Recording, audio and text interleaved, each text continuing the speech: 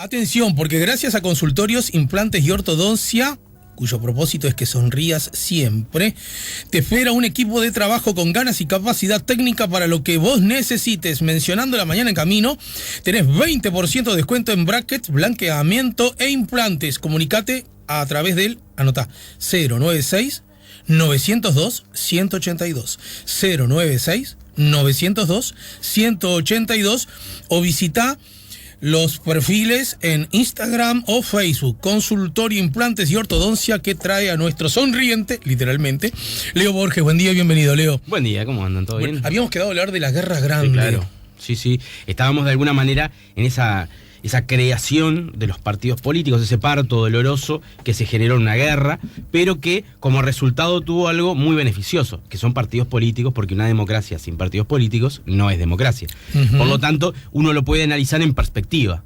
Decir, bueno, los dos grandes partidos históricos del Uruguay, tal vez no alguno desde el punto de vista electoral, pero eso en realidad no mide la calidad de una democracia. Hay que tener bien claro esto. Los partidos tienen más votos, menos votos, pero obviamente que existan es lo que es absoluto y totalmente sano. Esos dos partidos fundacionales surgen en una guerra, en un proceso que hemos marcado, Pibel Devoto decía, pasan de divisas a bandos y de bandos a partidos políticos, y de alguna manera van gestando lo que es la democracia uruguaya que no se va a ver hasta el siglo XX, ¿verdad? Democracia tal y como nosotros la conocemos. Por eso a veces cuando... Por eso escribiste, ¿no?, Sangre y Barro.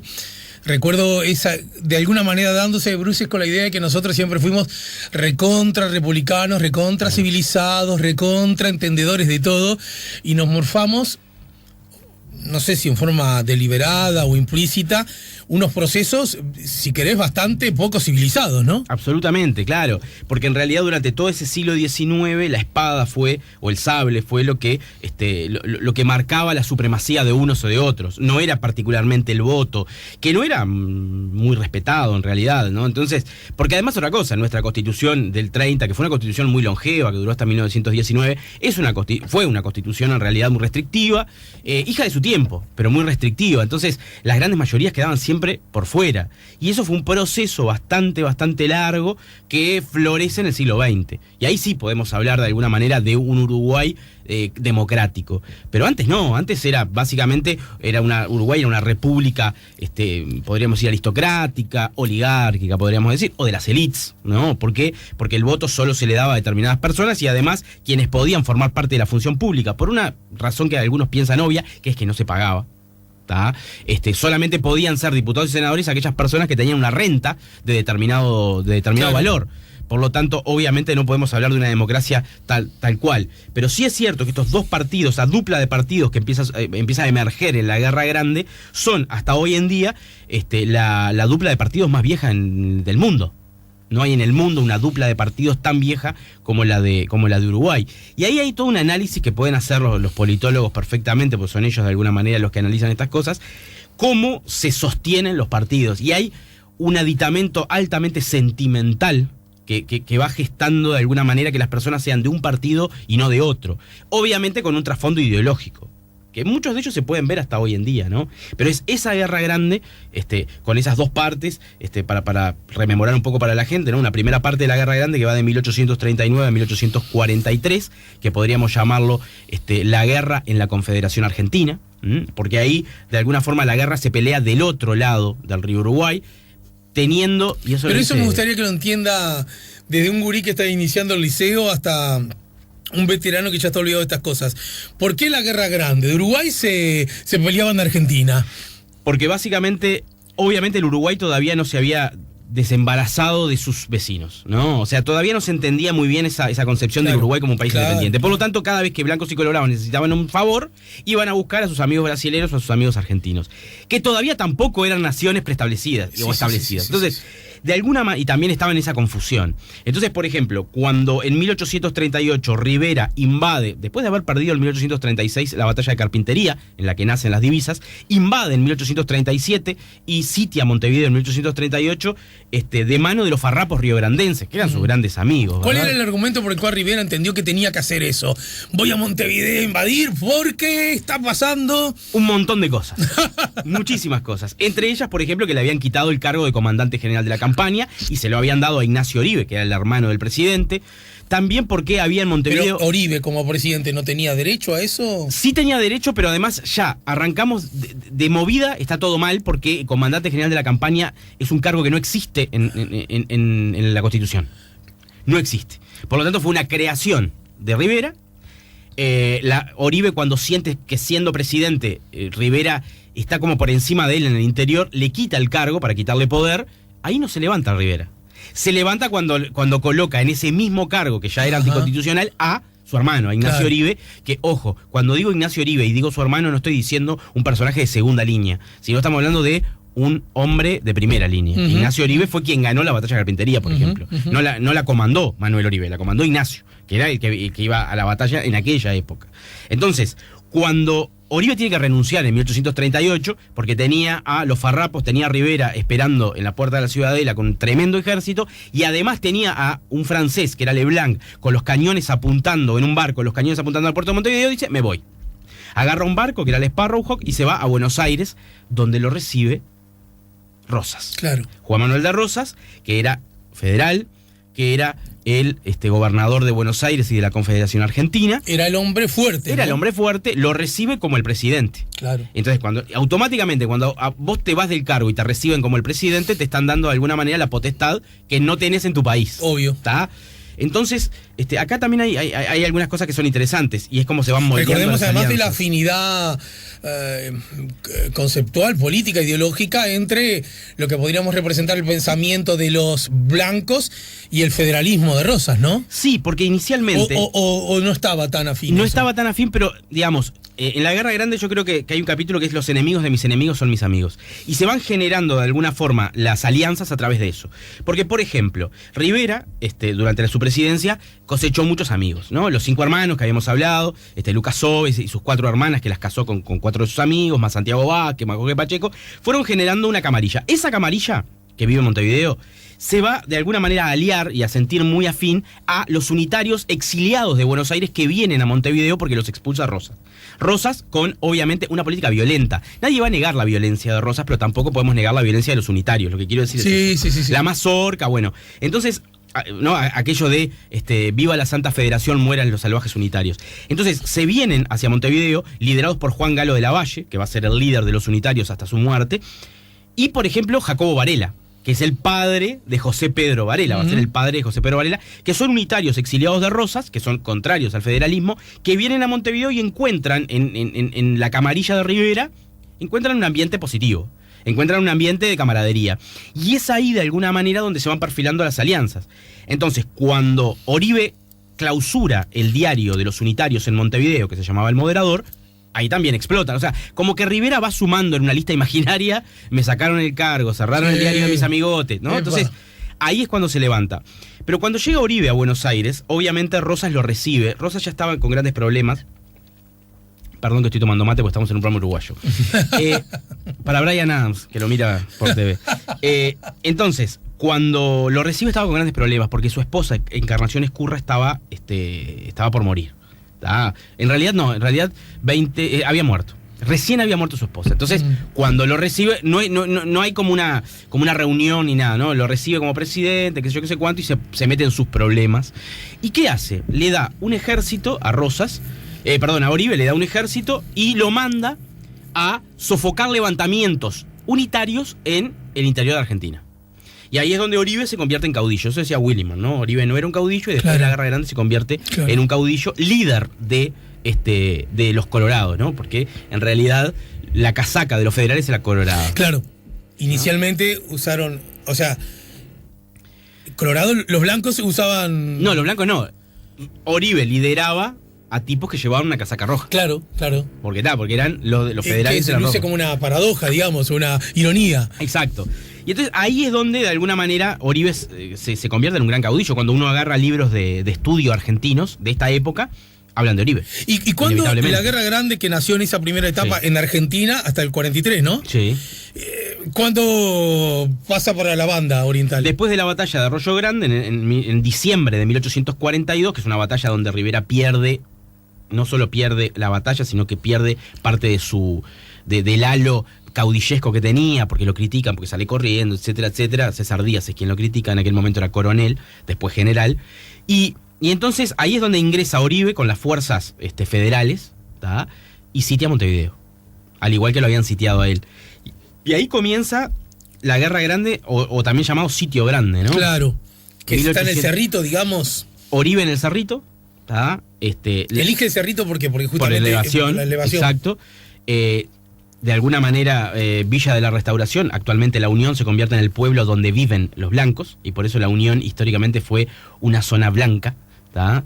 Como lo fue el Cerro también, pero ahí ya nos metemos en cosas más electorales, históricas electorales. Pero bueno, entonces Villa de la Restauración, el Cerrito y todo el Uruguay.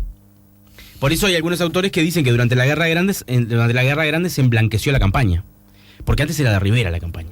Claro. Y durante la Guerra Grande se emblanqueció de alguna forma la campaña y se dio, obviamente, esta locura, el sinsentido de tener dos países. Y hay una forma de saber, claro, con ojos nuestros, ¿no? Por lo tanto, la tentación anacrónica es grande. ¿Qué pensaba la gente? Es decir, desde el peón que trabajaba en esas estancias enormes, ¿había pensamiento crítico sobre el asunto, información, o daba igual, la vida de las personas no cambiaban? Bueno, acá siempre decimos lo mismo, ¿no? En la historia tenemos un gran problema, y es que como nuestra base es el documento, ¿no? Nuestra herramienta es el documento, y en aquella época poca gente sabía leer y escribir, obviamente que hay una parte que es muda.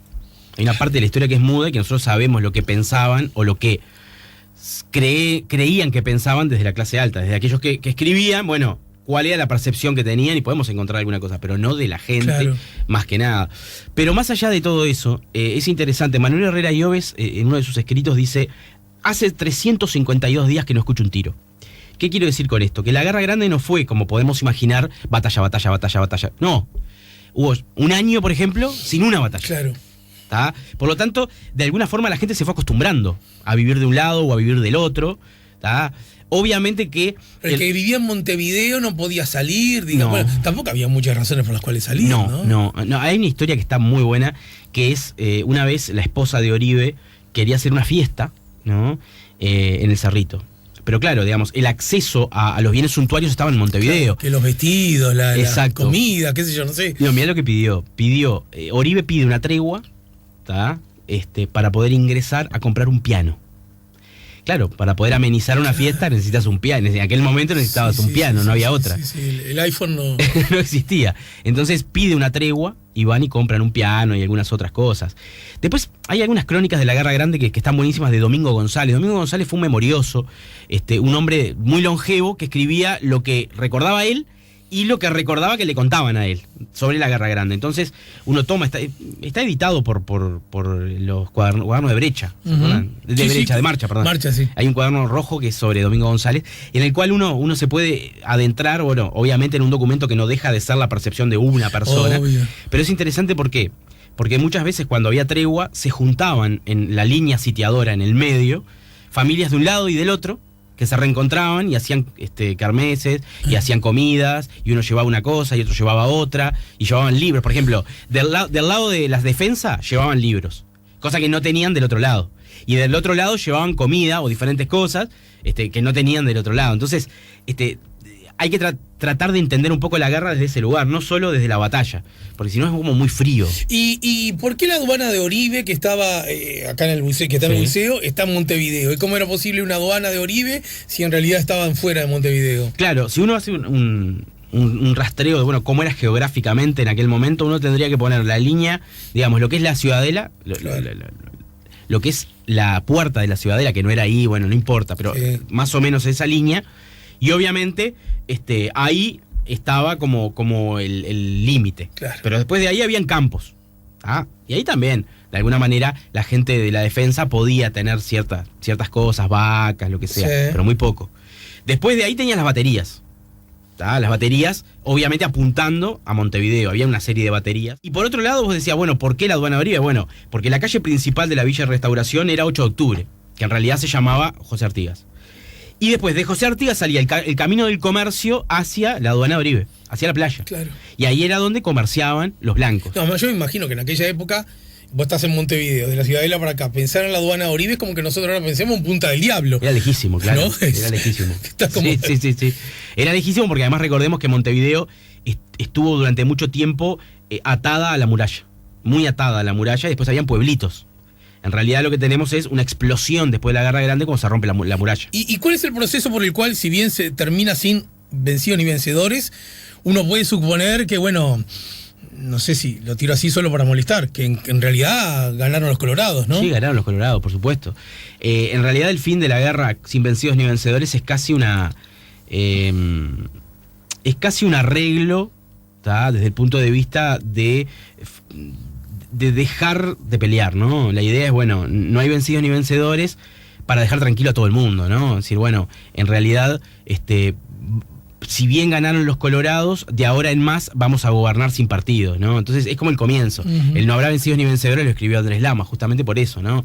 Porque Andrés Lamas va a seguir con toda una política, desde el punto de vista ideológico, de romper con las divisas y gobernar desde la fusión, lo que él denominó la fusión, en el manifiesto que es del 55. Sí, la lógica era, las divisas nos causaron mucho daño, mucho dolor, mucha pérdida. Bueno, rompamos con esto que fue lo que nos causó tanto dolor. Exacto, ¿no? Pero sí, claramente ganaron los colorados, porque ahí lo que se da es... obviamente, dos negociaciones, ¿no? La defensa se encontró en 1849 con que se le iban los ingleses, que se fueron, y los franceses también se fueron. No solo los franceses y los ingleses le daban ejército para poder defenderse, sino que le daban, por ejemplo, los franceses una mensualidad de 40.000 francos por mes al gobierno de Joaquín Suárez en la defensa. Por lo tanto, no solo perdía ejército, sino que perdía dinero. Entonces, ahí... toman, digamos, tres medidas. Una es mandar a Melchor Pacheco Llobes, ya lo hemos contado, a mandar a Melchor Pacheco Llobes a negociar con los franceses.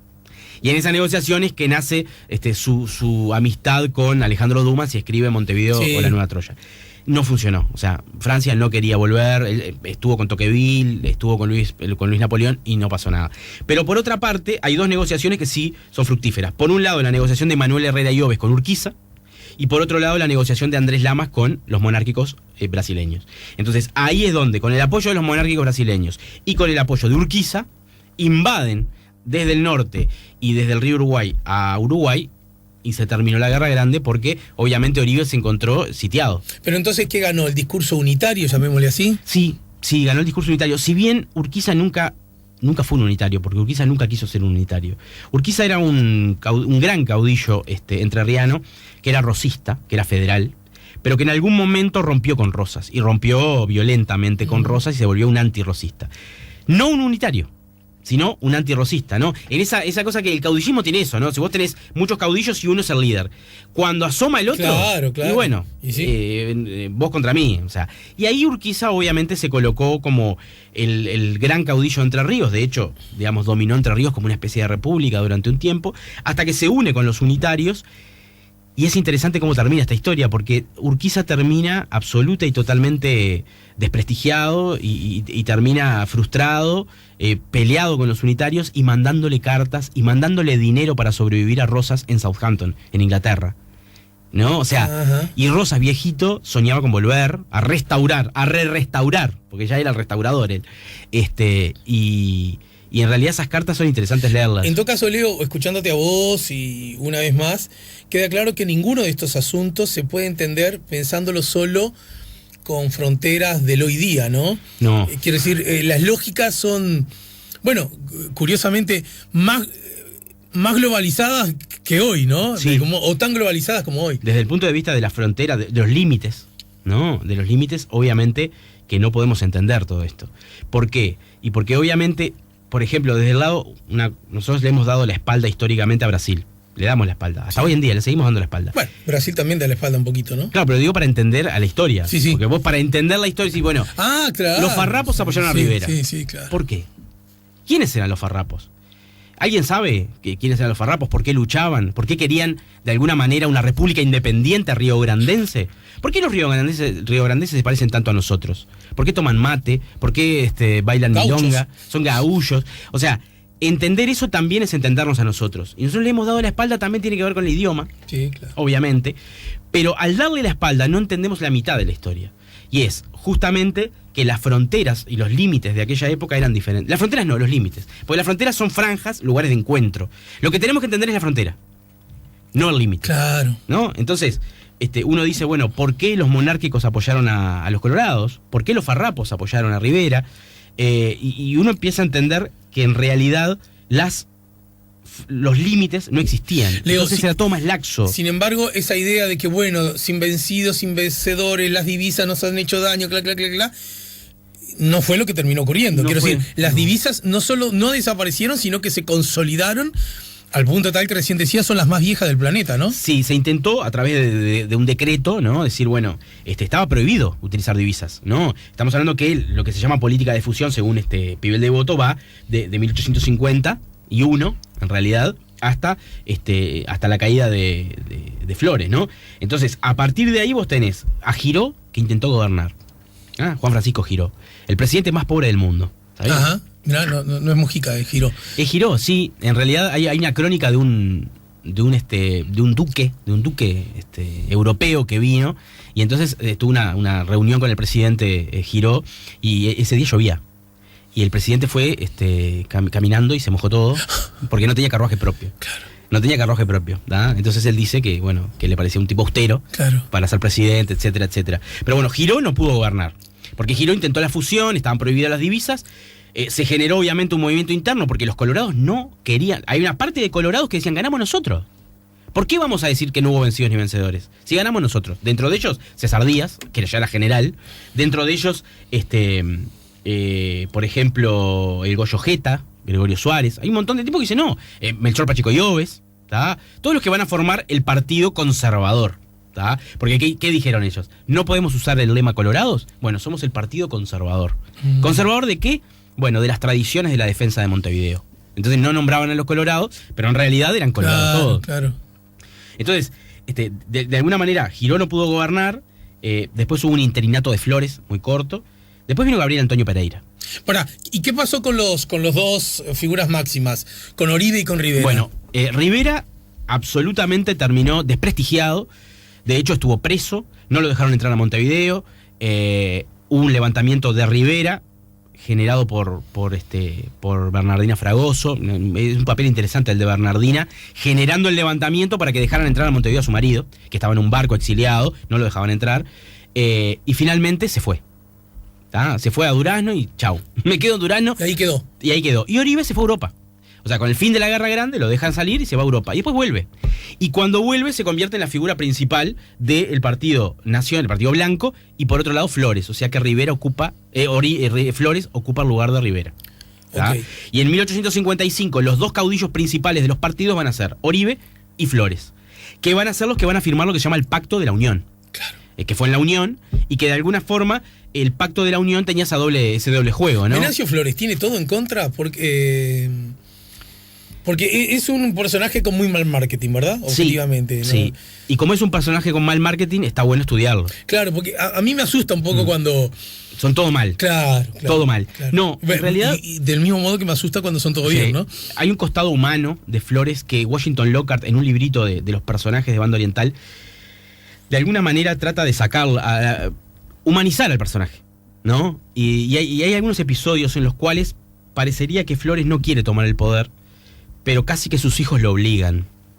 Hay una cosa que es interesante, él tenía 2 hijos, ¿tá? A mí la relación de Flores con sus hijos, tenía 3 hijos, perdón, ya sea con Segundo, o con cualquiera de sus hijos, es una relación muy parecida a mí, anacrónicamente, a Saddam Hussein y sus hijos. ¿Por qué? Porque los hijos de Flores, cuando Flores gobernaba, en una dictadura obviamente, salían y hacían cualquier cosa. Pero cualquier cosa obviamente, apañados por lo que era su padre, ¿no? Pero y esto lo plantea Lockhart, cuando quiere dejar el poder, en 1868, él quiere dejar el poder, sus hijos no lo dejan. ¿Tá? No lo quieren dejar, justamente, obviamente, dejar el poder. Y ahí lo humaniza. Ahí lo humaniza bastante, ¿no? Uh-huh. Un Flores que anda atrás de por ejemplo, una vez uno de sus hijos, ¿tá? Le dio Fortunato, le dio una paliza a una monja. Le pegó a una monja. Bueno, también la monja. ¿No? Pensó que era Batman. Esto lo cuenta a través de algunos documentos de la legación francesa de Maillefert, que es el que escribe sobre esto. Allá iba Flores hablar con todos, ¿no? Que es mi hijo, no sé qué, no sé cuánto. Entonces, yo creo que lo humaniza.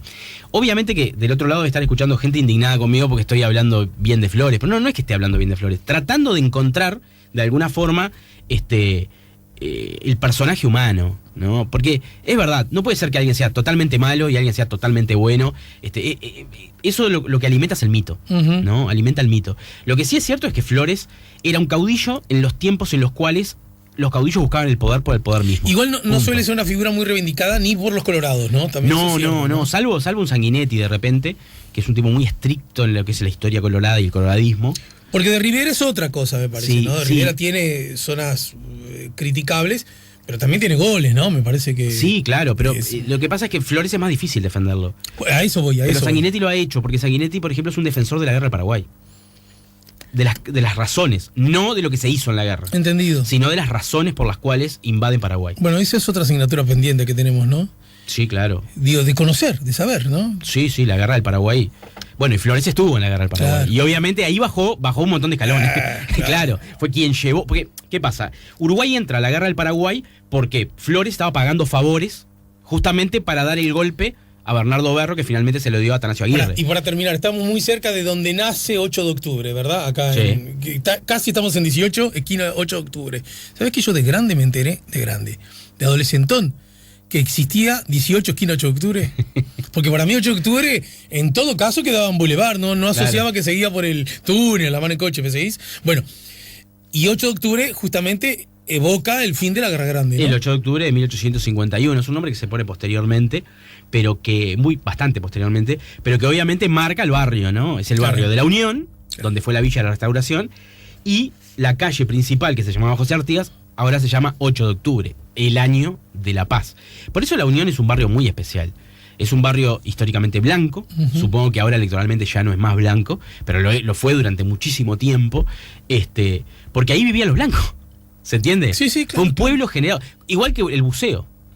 El pueblo del Buceo, hoy barrio Buceo, era un pueblo blanco. Porque ahí vivían los que estaban alrededor de la No me quiero aduana. meter en zonas incómodas, pero en realidad sé que me quiero meter.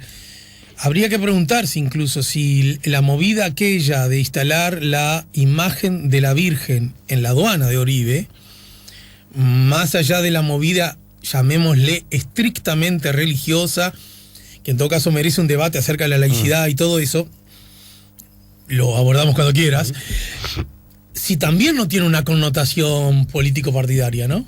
Bueno, sí, el Partido Blanco históricamente ha sido católico, mientras... estas son, obviamente, groserías que uno dice... No, por eso los tiro para... De la generalización. Sí. En general, el Partido Blanco ha sido un partido católico y el Partido Colorado ha sido un partido que le ha hecho guiños a la masonería todo el tiempo. Y mucho más liberal. Claro. Libre pensador, digamos. Mientras que el Partido Blanco ha sido más conservador, más católico. Más allá de que, como te digo una cosa, te digo la otra. Juan María Bordaberry era Opus Dei. Por ejemplo, era un colorado que era antimazón. Sí. Porque tampoco son generalizaciones que ayudan a entender. Sí, pero... la condición, para pelear nomás, la condición de colorado de Juan María Bordaberry la podríamos también estudiar, ¿no? Bueno, sí. En el sentido de, si bien fue electo por ese lema, no esa idea de los partidos que tenía, era bien peculiar, ¿no? Sí, lástima que no se dieron cuenta antes. Ah, no. Después se dan cuenta. Pero más allá de eso, tampoco vamos a culpar a... es una chicana lo que te digo, que no se dieron cuenta antes, simplemente, pero a lo que voy es que el Partido Blanco sí, históricamente ha sido más cercano de alguna manera al catolicismo. Sí. ¿Tá? Y bueno, lo de la Virgen lo discutimos cuando quieras. Bien, muy bien. Y otra cosa que es interesante, que podés hablarlo con Daniel o con Fito, ellos lo deben tener hecho, ¿no? El análisis histórico de los procesos electorales en cada barrio. En los barrios. Porque el Cerro, por ejemplo, era un barrio blanco. ¿Pero por qué era un barrio blanco? Porque ahí llegaban todos los trabajadores rurales expulsados del campo, que eran blancos, y llegaban a vivir al Cerro. Claro. Pero con el paso del tiempo, hoy en día el Frente Amplio gana con luz en el Cerro. ¿Tá? Por lo menos en la elección pasada. Y creo que... creo que está bastante instalado eso. Por eso. Sí. Entonces, ¿cómo se dio ese cambio? Una georreferenciación del voto montevideano, digamos. Gracias, Leito. Buena semana, ¿eh? Igualmente, gracias.